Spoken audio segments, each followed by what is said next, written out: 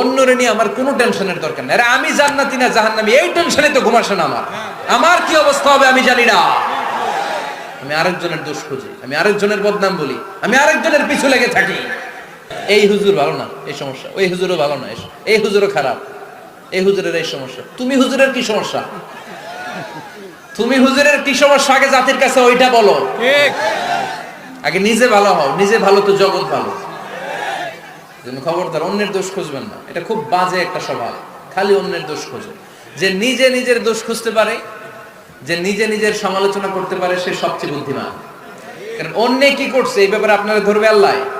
কথা বলেন না কেন? আল্লাহ আপনাকে ধরবে আপনার কি সমস্যা, আপনি কি করলেন, শুধু ওই ব্যাপারেই আপনি জিজ্ঞাসিত হবেন।